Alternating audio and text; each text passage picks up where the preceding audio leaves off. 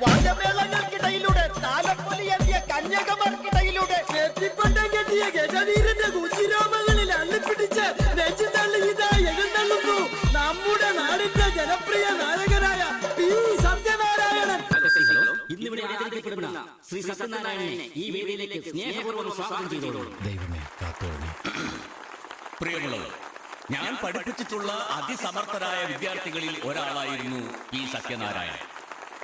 സത്യൻ വിജയത്തിന്റെ ഉയരങ്ങൾ കീഴടക്കിയിരിക്കുന്ന ഈ അവസരത്തിൽ എന്റെ മനസ്സിലേക്ക് ഓടി വരുന്നത് വർഷങ്ങൾക്ക് മുൻപുള്ള ഒരു ദിവസമാണ്. സത്യൻ ഓർമ്മിക്കാൻ ഒരു കാരണവശാലും ആഗ്രഹിക്കാത്ത ആ ദിവസം. സ്കൂളിന്റെ കോമ്പൗണ്ടിൽ എന്റെ അമ്മയാണ് സത്യനെ കള്ളനല്ല മാഷേ. എന്താ ഭാഷ ഇത്?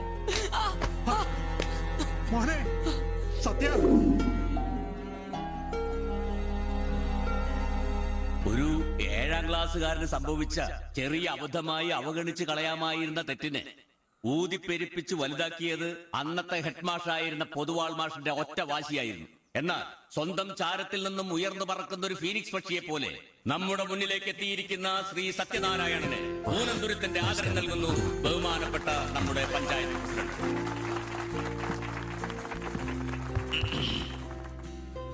എന്റെ ഏറ്റവും പ്രിയങ്കരായ നാട്ടുകാരെ,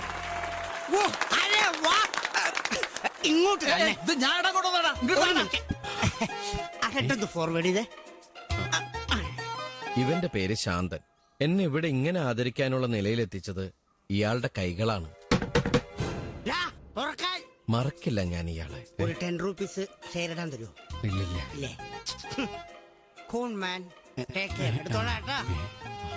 ഗോപിമാഷിന്റെ വാക്കുകൾ കേട്ടപ്പോ 1000 ഓർമ്മകളാണ് എന്റെ മനസ്സിലേക്ക് അലയടിച്ചെത്തിയത്.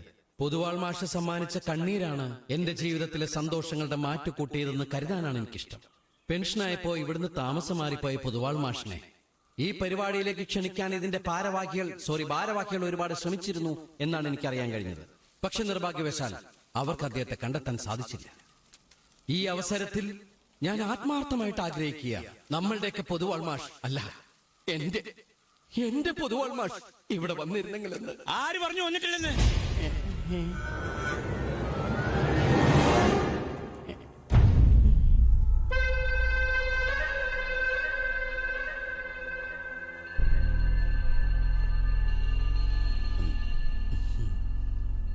കാക്കക്കൂട്ടിൽ മുട്ടയിടുന്ന കള്ളക്കൊയിലിനെ ആരും ഫീനിക്സ് പക്ഷി എന്ന് വിളിക്കാറില്ല. നിന്നെ പോലത്തെ ഒരു പെരും നുണൻ ആരുടെ സത്യം എന്ന് പേരിട്ടത്? പക്ഷെ നിങ്ങളിപ്പോ ഈ കാണിക്കുന്നത് മുഴുവൻ ശുദ്ധ പോക്കർത്തരാട്ടോ. താനൊക്കെ എപ്പോഴും ഈ നുണയം പറയുന്ന വിശ്വസിച്ച് നടക്കാല്ലേ? കഷ്ടം. പറയട്ടെ ഗോപി മാഷെ, അതുകൊണ്ട് മാഷിന് എന്തെങ്കിലും സന്തോഷം കിട്ടണമെങ്കിൽ കിട്ടട്ടെ. ഇവന്റെ ഭാവിയിൽ മണ്ണിടാനല്ല, ഇവൻ ഈ കരക്കാരുടെ കണ്ണിൽ മണ്ണൊഴിച്ച് കത്തിക്കാതിരിക്കാനാണ് ഞാൻ വന്നത്. എവിടെ നിന്നാണ് നീ MP എടുത്തത്? അതിപ്പോ അങ്ങനെയൊന്നുമില്ല. പറയട നാട്ടുകാരോട്. ഈ യൂണിവേഴ്സിറ്റി കോളേജ്. ഏത് യൂണിവേഴ്സിറ്റിയുടെ? അത് മഹാരാജാസ്. അങ്ങനെ ഒരു യൂണിവേഴ്സിറ്റി ഇന്ത്യയില്ലല്ലോ. ഈ ഞാൻ ഉദ്ദേശിച്ചത് മഹാത്മാഗാന്ധി യൂണിവേഴ്സിറ്റി അല്ലേ, അതാണ്. ഗാന്ധി യൂണിവേഴ്സിറ്റിയുടെ MBA പരീക്ഷയിൽ നിനക്ക് 1ാം റാങ്ക് കിട്ടി അല്ലേ? 1ാം റാങ്ക് മാറി ഇപ്പൊ 2ാം റാങ്ക്. ഇതല്ല, ഇത് വി ഫോർ വിക്ടറി. അപ്പൊ ഇതാരാ? Gandhi university MBA 1ാം rank K കൃഷ്ണകുമാറിനാ. ആണോ? ചിലപ്പോ 2 1ാം റാങ്ക് ഉണ്ടാവും. പൊട്ടിക്കും. നട്ടാൽ മുളക്കാൻ നുണയവൻ പറയുന്നത്. ഈ തുരുത്തിലേക്കുള്ള മുഴുവൻ പത്രത്തിന്റെയും ഒരു പേജ് സ്വന്തം ഫോട്ടോയും വാർത്തയും വെച്ച് ഇവൻ തന്നെ അച്ചടിപ്പിച്ചതാ. ഇവനൊരു MBA പരീക്ഷയെങ്കിൽ എഴുതിയും തെളിയിച്ച ഞാൻ തല മുട്ടയടിച്ച് പുള്ളിയും കുത്തി കഴുതപ്പുറത്ത് കിടക്കും.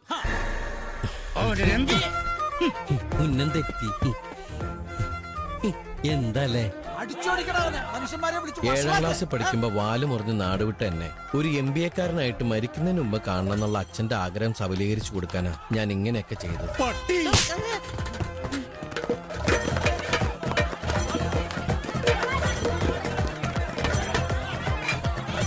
നുണ പ്രണയുടെ മാലപ്പടക്കത്തിന് തീ പിടിക്കുമ്പോ ഒന്നോ രണ്ടോ ഒക്കെ പൊട്ടാതെ ചീറ്റി പോയേക്കാം. പക്ഷെ അതില് വെടിമരുന്നില്ല, ഒരിക്കലും വീര്യം കുറയില്ല. അന്നത്തെ ആ MBA നുണ പാളിപ്പോയെങ്കിലും MBAക്കാർക്ക് സർട്ടിഫിക്കറ്റുകൾ ഒപ്പിട്ട് കൊടുക്കുന്ന പല യൂണിവേഴ്സിറ്റികളുടെയും വൈസ് ചാൻസലറാണ് ഞാനിപ്പോ. പ്യൂൺ, ആരാ വന്നേക്കുന്നത് നോക്കൂ. എവിടാ നിന്റെ ആശാൻ? അണ്ണാ സർട്ടിഫിക്കറ്റ് റെഡിയായാ? അണ്ണോയ് വൈസ് ചാൻസലർ ഒപ്പിടാൻ പോണേ ഉള്ളൂ. ഇതെന്താണിത്, പാകിസ്ഥാൻ ഇന്ത്യ അതിർത്തിയിലെ കമ്പിവേലി. ഹൗ പിടിച്ചു. ഇനി പോലീസ് പിടിക്കേണ്ട നോക്കിക്കോണേ. ഇന്ന് കണിയണ്ടവൻ എന്നും കാണണേ.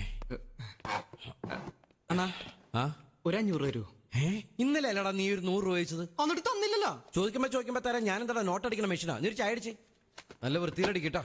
തുപ്പിട്ട് തരും ഞാൻ. തുപ്പിട്ടല്ല, കപ്പിലിട്ട് തരാന്ന് പറഞ്ഞായിരുന്നു. ഹലോ. ആ സ്പീക്കിംഗ്.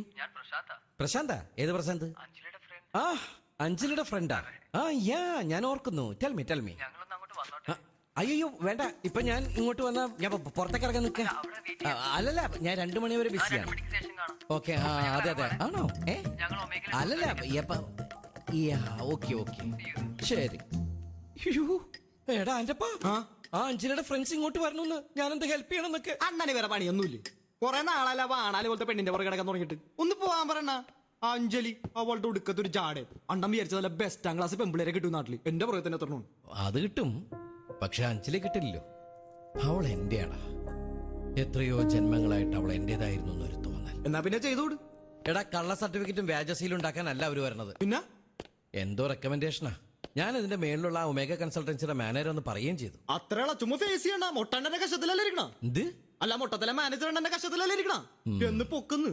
പൊക്കല്ലേ? പിന്നെ എടാ, എന്താ എന്റെ പേര്? അല്ലടാ, അഞ്ജലിയോട് ഞാൻ പറഞ്ഞിരിക്കുന്ന പേരെന്താ? നരേന്ദ്രൻ എന്നാണോ നരൻ എന്നാണോ? ഒന്ന് വേഗം നോക്കണേ. അഞ്ജലി നരൻ.